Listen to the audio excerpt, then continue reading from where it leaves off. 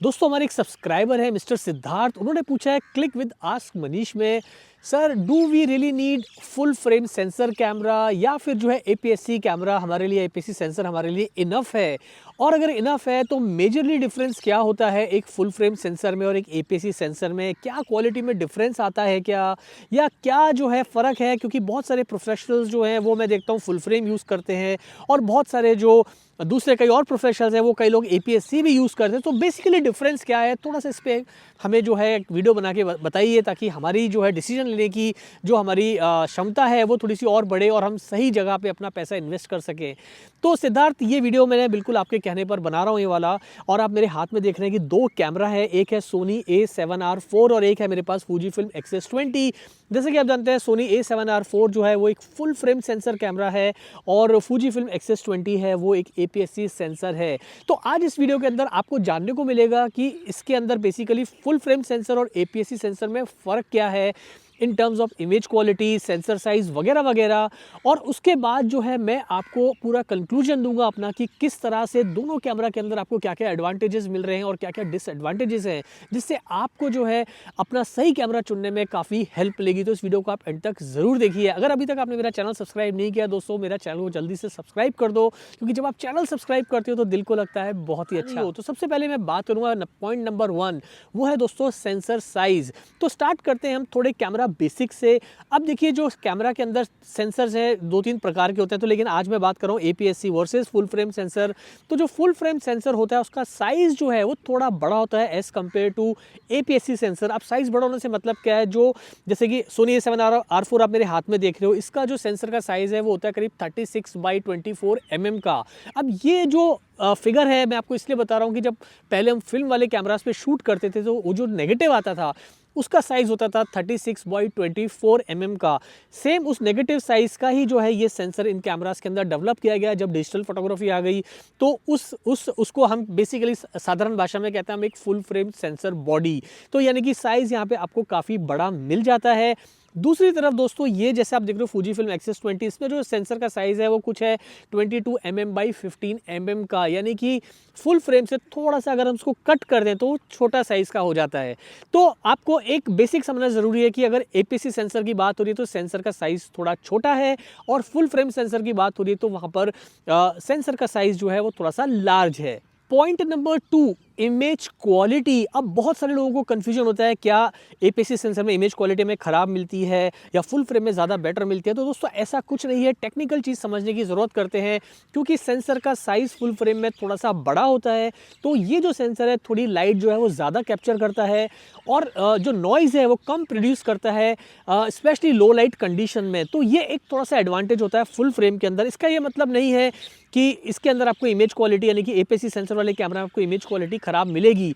But low light condition के अंदर कई बार क्या होता है कि जो एपीएससी सेंसर वाले कैमरास होते हैं वो थोड़ा सा नॉइस प्रोड्यूस करते हैं और लाइट को जो है थोड़ा सा कम कैप्चर कर पाते हैं। तो ये एक छोटा सा डिफरेंस है। लेकिन अगर आप एक आइडियल लाइटिंग कंडीशन में शूट कर रहे हो तो वहाँ पर ये दोनों कैमरा ही आपको बेहतरीन इमेज क्वालिटी देंगे। Point number 3, depth of field. अब देखिए क्या होता है कि अगर आपके पास में फुल फ्रेम सेंसर वाला कैमरा है तो वहाँ पर जो डेप्थ ऑफ फील्ड है यानी कि जो बैकग्राउंड को ब्लर करना है या आपको बोके अचीव करना है तो वो थोड़ा सा लार्ज सेंसर वाले कैमरा में आसान होता है, because due to the size of the sensor. और थोड़ा सा जो है आपको एपीएससी सेंसर में वहाँ पर थोड़ी सी मुश्किल आ सकती है। मुश्किल आने से मतलब है कि जो ब्लर है वो शायद उतना नज़र ना आए, उतना अच्छे से नज़र ना आए जितना कि आपको फुल फ्रेम के अंदर नजर आए, या जो बोके है वो उतना खूबसूरत नज़र ना आए जितना कि आपको फुल फ्रेम में नज़र आता है। लेकिन यहाँ पर अगर आप अच्छे लेंसेज यूज़ करोगे अपने एपीएससी सेंसर वाले कैमरा में तो आप ऑलमोस्ट इक्वली इफेक्ट जो है वो अचीव कर सकते हो। बट द ट्रुथ इज़ कि अगर आपके पास में फुल फ्रेम सेंसर है तो वहाँ पर बोके को अचीव करना, बैकग्राउंड को ब्लर करना वो थोड़ा सा ज़्यादा आसान होता है। पॉइंट नंबर 4, लो लाइट परफॉर्मेंस। अब देखिए क्या है कि अगर आप बहुत सारी नाइट फोटोग्राफी करते हैं या लो लाइट कंडीशंस में शूट करते हैं या इंडोर में ज़्यादा शूट करते हैं तो वहाँ पर फुल फ्रेम सेंसर आपके लिए बेटर है, क्योंकि वहाँ पर ये जैसे मैंने बताया ज़्यादा लाइट कैप्चर कर सकता है, लेस जो है नॉइस प्रोड्यूस करता है। वहाँ पर एपीएससी सेंसर वाला कैमरा है थोड़ा सा स्ट्रगल करता है लो लाइट के अंदर। लेकिन जैसा कि मैंने आपको बताया, अगर आप अपने लिए आपके पास में अगर अच्छे फ्लैश गन है, आपके पास में एडिशनल लाइट्स हैं, इस सारी प्रॉब्लम्स को काउंटर करने के लिए। तो लो लाइट परफॉर्मेंस के अंदर जो इमेज क्वालिटी है वो आपको APS-C सेंसर में भी बेहतरीन मिलेगी। बट अगर आपके पास में फुल फ्रेम सेंसर है और आपके पास में कोई एडिशनल लाइट नहीं है तो वहाँ पर थोड़ा सा ये विनर हो जाता है, because it captures more light and produce less noise. तो ओवरऑल मैं कहना चाहूँगा, अगर लो लाइट परफॉर्मेंस की बात है तो अगर आप APS-C सेंसर वाला कैमरा यूज़ कर रहे हैं तो अपने लिए थोड़े से एक्स्ट्रा आप फ्लैश या थोड़े से आप जो स्ट्रोब है, स्टूडियो स्ट्रोब्स हैं या आपके आउटडोर फ्लैशेस हैं, उसमें थोड़ा सा पैसे इन्वेस्ट करिए, आप इस प्रॉब्लम को काउंटर कर पाओगे। इमेज क्वालिटी आपको लगभग दोनों में अच्छी ही मिलेगी या कह सकते हैं कि बराबर ही मिलेगी। Point number 5, crop factor. अभी क्रॉप फैक्टर क्या होता है कि जनरली APS-C के जो कैमराज होते हैं या APS-C सेंसर वाले जो कैमराज होते हैं वहाँ पर आपको जनरली क्रॉप फैक्टर जो है करीब 1.5 to 1.6x का मिलता है। कैनन में शायद 1x का मिलता है, बाकी कैमराज के अंदर आपको 1.5x का।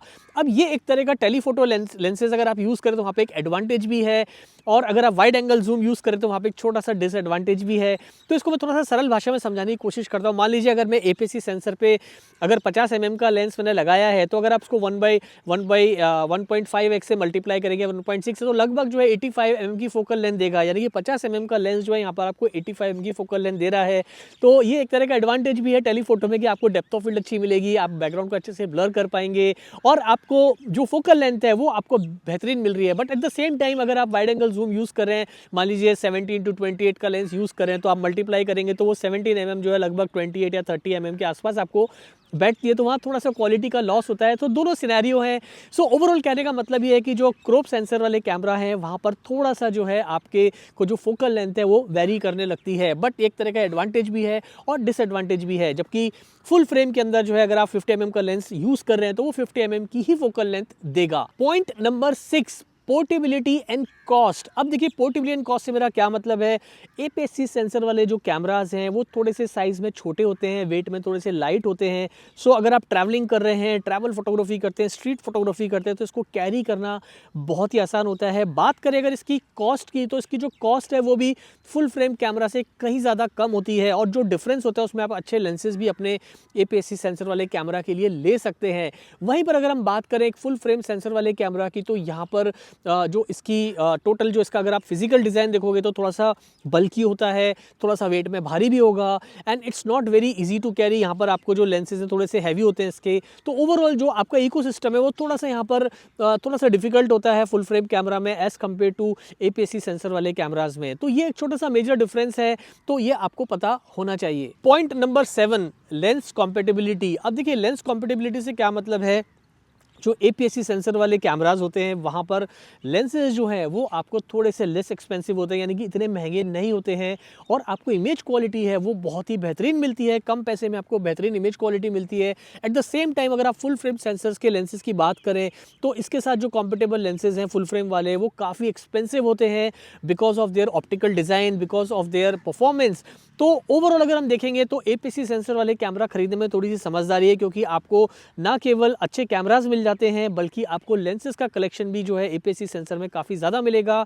और फुल फ्रेम का अगर बजट है तो वहाँ पर फिर जो है आपको थोड़ा एक कैमरा के अलावा आपको लेंसेज पे भी मेंटली तैयार होना चाहिए कि आपका अच्छा खासा इन्वेस्टमेंट होने वाला है। Point number 8, ideal users. अब देखिए जो फुल फ्रेम सेंसर वाले कैमराज होते हैं वो ज़्यादातर प्रोफेशनल्स प्रेफर करते हैं अपने कमर्शियल असाइनमेंट्स के लिए, या एंथुसियास्ट होते हैं वो अपने प्रोफेशनल काम के लिए जो है सेंसर लार्ज सेंसर वाले कैमरास को प्रेफर करते हैं। वहाँ पर वो अच्छा खासा इन्वेस्ट करते हैं अपने पूरे इकोसिस्टम में, क्योंकि वो उनकी रोजी रोटी से जुड़ा होता है, क्योंकि they just need the best quality of work, versatility चाहिए होती है अपने काम में, और हर चीज़ में जो है वो परफेक्शन खोजते हैं। तो अगर आप देखेंगे फुल फ्रेम कैमराज है, फुल फ्रेम सेंसर वाले कैमराज हैं वो ज़्यादातर प्रोफेशनल आपको यूज़ करते हुए दिखाई देंगे। But at the same time जो APS-C सेंसर वाले कैमराज हैं वो हॉबियस्ट लोग बहुत सारे यूज़ करते हैं। काफ़ी सारे ट्रैवल फोटोग्राफर हैं उनको APS-C कैमरा थोड़ा ज़्यादा अच्छा लगता है, सेंसर वाला कैमरा ज़्यादा प्रेफर करते हैं, क्योंकि इजी टू कैरी है, इजी टू ऑपरेट है ऑन लोकेशन। काफ़ी सारे जो व्लॉगर्स हैं, कंटेंट क्रिएटर्स हैं, वो लोग जो है ज़्यादातर APS-C सेंसर वाले कैमराज यूज़ करते हैं। और काफ़ी सारे जो बिगनर्स हैं, या हम कह सकते हैं कि एमेचर्स भी हैं, जो लोग अभी अपना नया बिजनेस शुरू कर रहे हैं, they don't want to spend more money on the ecosystem, तो वो लोग भी जो है APS-C सेंसर कैमरा के अंदर अपना पैसा इन्वेस्ट करते हैं। तो ये चीज़ आप थोड़ा सा समझ लीजिए। और बहुत सारे लोग जो हैं जो पोर्टेबिलिटी और जो कॉस्ट के अंदर एक सही बैलेंस ढूंढते हैं, तो वो लोग भी जो है APS-C सेंसर कैमरास को जो है वो ज़्यादा प्रेफर करते हैं। एंड जो आज का रहेगा 9th लास्ट पॉइंट मेरा, वो है मेरा अपना कंक्लूजन, जो सिद्धार्थ ने पूछा था शुरू में कि एक्चुअल में फिर फ़र्क क्या हुआ सर, क्या APS-C लेना हमारे लिए गुड इनफ है या नहीं, या इसमें ही हम पैसा डालें। तो भैया मैं आपको एक छोटी सी बात बताना चाहूँगा दोस्तों। अब देखो यहाँ पे कुछ पिक्चर्स मैंने लिए हैं, ये पिक्चर जैसे आप देख पा रहे हो, ये मैंने लिया है APS-C सेंसर वाले कैमरा से, और ये जो एक पिक्चर आप देख पा रहे हो, ये पिक्चर मैंने लिया है फुल फ्रेम कैमरा से। तो हार्डली आपको कोई डिफरेंस नज़र आ रहा होगा। द रीज़न ये है कि मैंने अच्छे लेंसेज यूज़ किए हैं, अच्छी फोकल लेंथ पे यूज़ करके जो है बैकग्राउंड को ब्लर करने की कोशिश की है, और ऑलमोस्ट आप रिजल्ट देखोगे तो आपको सेम नज़र आएगा। यहाँ पर समझने वाली बात यह है कि जैसा कि मैंने आपको बताया कि जो APS-C सेंसर वाले कैमराज हैं उसमें सेंसर साइज़ थोड़ा सा छोटा होता है, जो कि आपको लो लाइट के अंदर थोड़ा सा स्ट्रगल करता है, बिकॉज उसकी जो साइज़ जो है वो उसका थोड़ा सा छोटा है। तो अगर आपके पास में अच्छी एक्सेसरीज़ हैं, अच्छी आपके पास में लाइटिंग गियर्स हैं, तो आसानी से आप इस प्रॉब्लम को ओवरकम करके जो है ना केवल बहुत सारा पैसा बचा सकते हो, और अपने लिए अच्छे लेंसेज खरीद सकते हो, अच्छे लाइटिंग गियर्स खरीद सकते हो। एंड फाइनली जब आप अपने इमेजेस को कंपेयर करोगे तो वहाँ पर आप जो है देखोगे कि फुल फ्रेम कैमरा और APS-C सेंसर वाले कैमरा में कोई ज़्यादा फ़र्क नहीं है। अगर आपको मैं 2 पिक्चर दिखाऊं तो शायद आप पहचान भी ना पाओ कि ये फुल फ्रेम से ली है या APS-C सेंसर वाले कैमरा से ली है।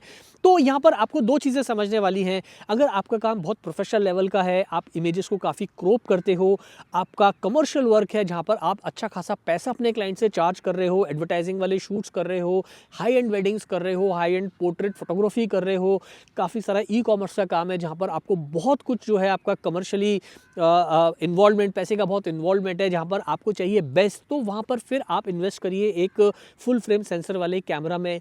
बट आपका काम उतना ज़्यादा, आप इतना बहुत ज़्यादा फीस चार्ज नहीं कर रहे हो, बहुत सारी पैसे की स्टेक नहीं लगी हुई है, जहाँ पर आपकी जो फीस है वो उतनी है कि आप आसानी से इसके साथ भी डिलीवर कर सकते हो APS-C सेंसर के साथ में, तो वहाँ ये कैमरा भी बुरा नहीं है। ओवरऑल कहने का मतलब ये है दोस्तों, मतलब मैं आपको मेरी जो बॉटम लाइन है वो यही रहेगी कि learn photography skills, no matter whether you are using a crop sensor camera body or a full frame sensor body. If your skills are good, you can create beautiful images from both the cameras. So यहाँ पर skills बहुत matter करते हैं। ये एक comparison वाली चीज़ें हैं जो मैंने आपको समझनी ज़रूरी है। अगर आप अपने कैमरा के अंदर या सेंसर के अंदर आप इन्वेस्ट करने वाले हो तो बस ये बेसिक्स जान लीजिए। ये 9 पॉइंट है, इसके अलावा कोई पॉइंट नहीं है, और ये 9 पॉइंट को मैंने बहुत ही सिंपल लैंग्वेज में विदाउट साइंटिफिक वर्ड यूज़ किया आपको थोड़ा सा समझाने की कोशिश की है, ताकि आपको ये समझ में आ जाए कि भाई मेरे लिए कौन सा कैमरा अभी बेटर रहेगा, फुल फ्रेम वाला या APS-C सेंसर वाला। कैमरा दोनों ही अच्छे होते हैं, फोटोग्राफी आपको अच्छी करनी आनी चाहिए। आज के लिए इतना ही, जल्दी मिलते हैं फिर नए वीडियो के साथ। Thanks for watching.